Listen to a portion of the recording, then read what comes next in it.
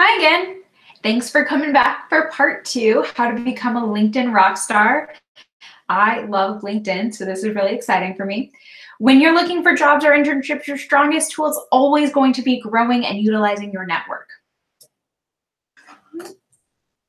Okay, there we go. So why do we network? I love to show this pie chart because how people typically apply is they apply through job boards and career sites, and very few apply looking for employee referrals. However, most employers are hiring based off of employee referral, as you can see on the pie chart on the right. It is definitely always safer to hire somebody you know, which is why that's the case. So most jobs are in this hidden job market that employers are sending out, having their, employees ask their friends and refer friends. And that's really the best way you're going to find an internship or a job. And that's why I wanted to do this second part today. Before we get started on how to use your LinkedIn to network, we have to make sure that your LinkedIn is up to date. So right off the bat, I don't know why. Okay, cool, great. So right off the bat, I want to talk about the public profile and URL. If you haven't done this yet, then your LinkedIn URL, if you look across the top on mine, your LinkedIn URL is going to be just a bunch of letters and numbers. If you click on this little button on the right, edit public profile and URL, it will open a new page. And right at the top, right where you clicked, there'll be a chance to personalize the URL. Click on the pen and make the little change. Choose whichever URL is going to work, probably your name, something professional. And then once you have that, you can throw that link into your resume as well. I always find that very helpful. Secondly, make sure you have a professional headshot. So definitely don't pick something where you've had to crop someone out or it's clear that you're not in a work environment. At best, get your roommate to take your picture against a blank wall. That's basically what's happening in my photo. I threw on a jacket, I'm in front of a wall, and there's a professional headshot. But make sure your background is not too busy and that, it's not a clearly cropped picture where you got rid of your friends. Next, make sure your headline, that's the part I have highlighted here right under my name, is clear and concise. So if you're a student, it makes sense to have, Emory class of 20 and then whatever your major is. Since you all will be searching for nonprofits, what I think would also be helpful is instead of having either of those, you could say currently seeking unpaid nonprofit internships. So that's anyone that you're then networking with and messaging on LinkedIn, that's the first thing they see, and they know exactly what you're doing and why you're on LinkedIn and what you're looking for. Make sure that you have a detailed summary section. Now, by detailed, I do mean like 3 to 4 sentences, and mine's a little more biographical and narrative. All you need is a paragraph about your career goals, what you're majoring in, and what skills you have. Next, you're going to want to make sure that all of your experiences are up to date and have descriptions. Now, you can do this in bullet format. I find it easiest because I just copy and paste what's on my resume and put it on my LinkedIn. It's all uniform. Some people prefer to have a sentence structured paragraph instead, and that is totally fine too. Make sure that your experiences are not just paid work. So I think that's one of the biggest misconceptions about resumes and LinkedIn is that you can only be highlighting work you were paid for, but that is not true. Any experience where you are gaining skills that you can use in future employment opportunities are skills and experiences you should highlight in both your resume and your LinkedIn. So make sure you're doing that. Also, at the top right, this add profile section is a button that just floats as you continue to scroll down. You can be adding other accomplishments, such as I know that some scholars have had publications, so you can add that to your LinkedIn. If you have published, I definitely think that is something you should do. If you have certifications or patents, you can also include projects from coursework. All of these, they're here because they want you to use them. So make sure your LinkedIn is as up to date and filled out as possible. Personally, also, by the way, I don't know if test scores are as necessary, but it is something they have listed. Oh, and I just clicked into one of my experiences. Let's go back. All right. Oh, Also, if you have, I was just talking about projects, if you have any projects that you've conducted for one of your organizations or one of your other internship experiences, whatever experiences you have here, go ahead and add those. You can link to videos, you can upload PowerPoints.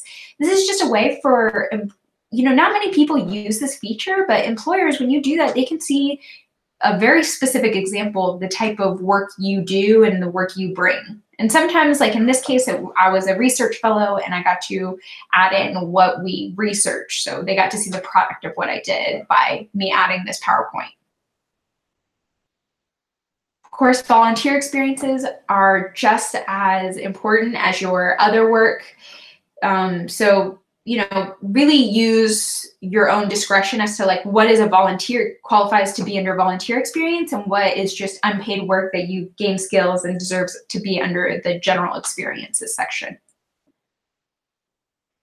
Skills, the featured skills and endorsements. So I don't see as many people endorsing on LinkedIn anymore, but it is still just as important for you to be adding your skills here.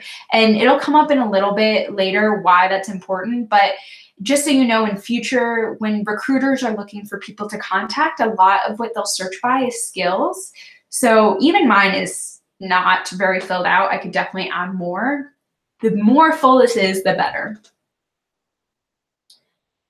Let's see if I've missed anything. Yes, request recommendations. Oh, and of course it's gone back. So requesting recommendations, you didn't see any on my profile because I am not practicing what I preach, but I will say whenever I do see someone has recommendations on their LinkedIn, it really stands out to me. As someone that works in the Career Center, I always think it's good to ask your supervisors to leave recommendations for you on your LinkedIn, especially when you already have experiences where a supervisor has had to write a recommendation letter for you. This is an easy thing for them to just lightly edit and put publicly in your LinkedIn profile. All you have to do is ask because people don't generally think to do that. Finding contacts. Now that your LinkedIn profile is up to date and ready to be used as a networking tool, how do you go and find those people to network with? Great. So if I going back to LinkedIn, I would go to Emory University, their school page, and all schools have this. It's called the alumni tool. So what you're going to do to click this blue button, see alumni. Now, right at the top here, you get this filter option. You have where they live, and since you all are looking for opportunities in Atlanta, I'm going to search Greater Atlanta area. Now, this part's a little harder because we're looking specifically at nonprofit and what they do. Nonprofit is not an option you can add. Some of these, they have things you can add, but what they do is not one of them. So I'm going to click next to go to the next 3 options to sort by what they're skilled at. So this is the part I told you, make sure your skills section is fully filled out because right now I'm going to utilize that to look for someone that has worked in nonprofit. Okay, that went, I don't know if you saw that, it went from like 24,000 alumni down to 2,500. Still a lot. And you can see here, you can still lower it by education, community and social services, and look for something more detailed. For now, I'm going to scroll down and see if anyone jumps out at me as someone we might utilize, someone we might want to reach out to. So as you can see here, these are, some of their headlines are very specific what they're doing and some less clear, but I'm not seeing anyone jump at me directly that I would contact. So what I already know a company name you're interested in. So let's see, Georgia Center for Nonprofits. Let's see if it comes up.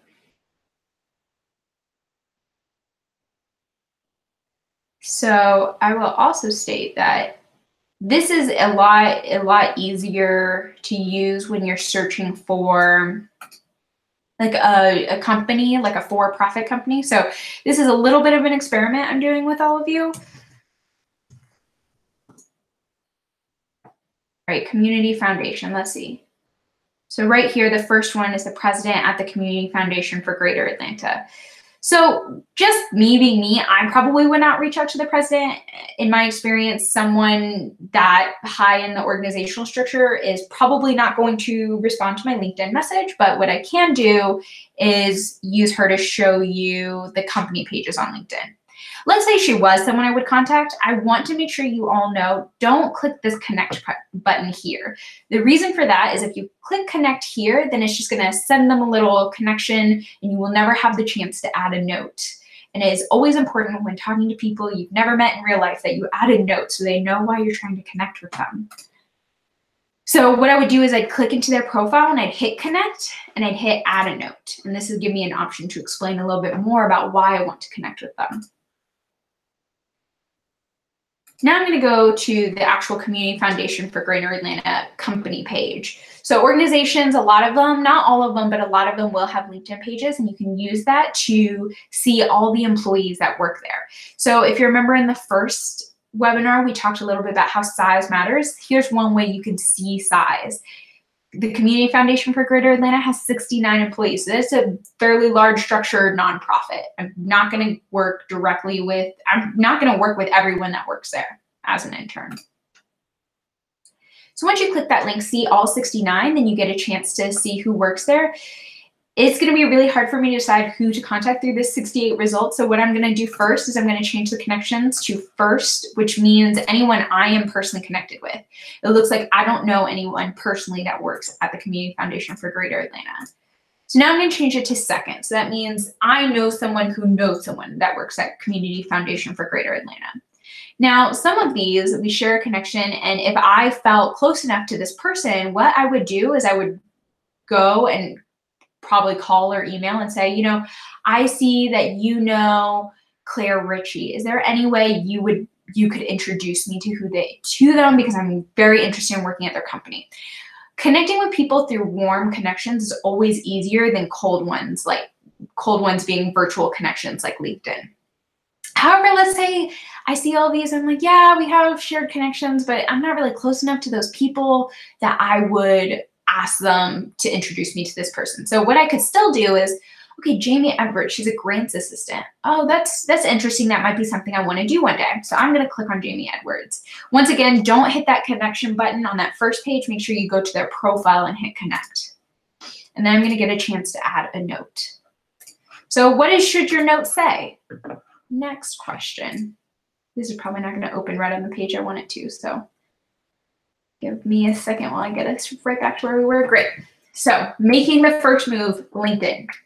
Hi, blank. I am a current student studying blank. I am currently researching nonprofits in the area that I might be able to intern over the summer at. And I noticed your experience with blank. Could we connect over the phone so I can ask you about your experience? Thank you for your time.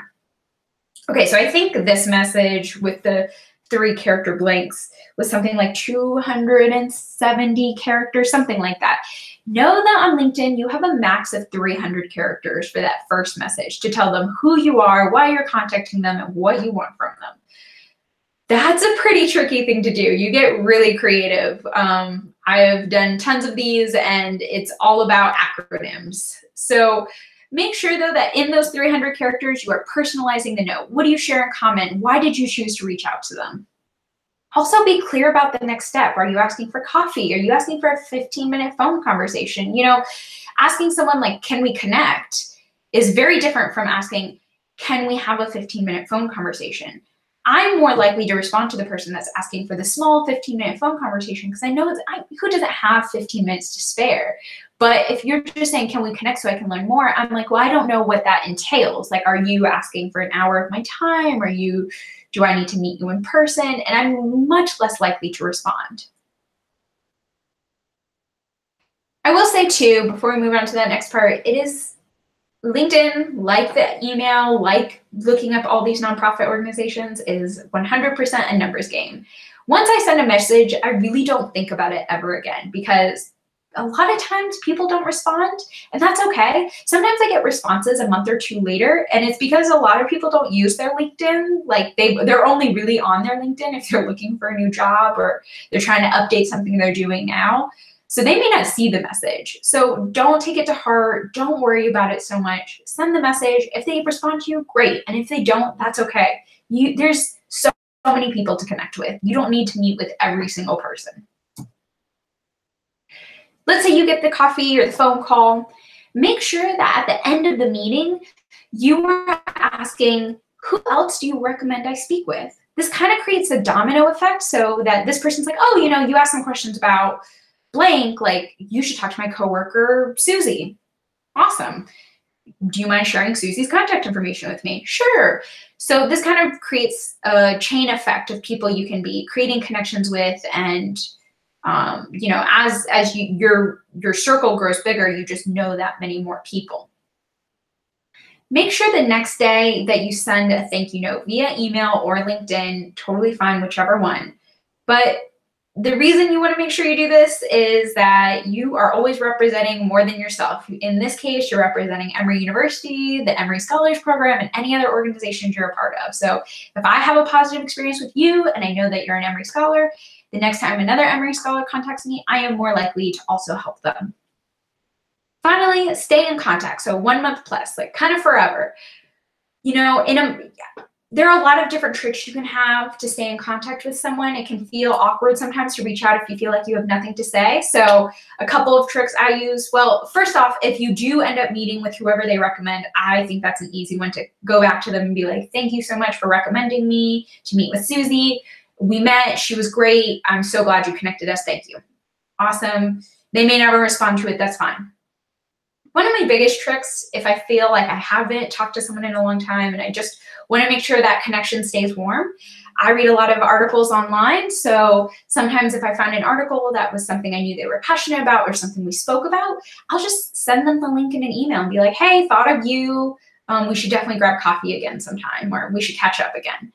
And you just never know if that day that your email ends up in their inbox is the day they heard about an internship opening up in their office. And now, because they may not have thought of you before, but because your email just popped up recently, now you're the first person on their mind. All in all, I love LinkedIn. I think it is a great tool that you can use, but it definitely is a skill you need to learn. It can feel very awkward and foreign, but I am telling you that I have used LinkedIn time and time again and has never led me astray. So I highly recommend it. Thank you guys for staying with me on these 2 presentations. Please feel free to email me. I would love to go through this process with you and help you as you're looking for your nonprofits. Feel free to send me any questions about this or anything else in the nonprofit internship search. My email's on the screen. Also, I believe Ed can share it with you via email. Thank you all. Have a great rest of your day.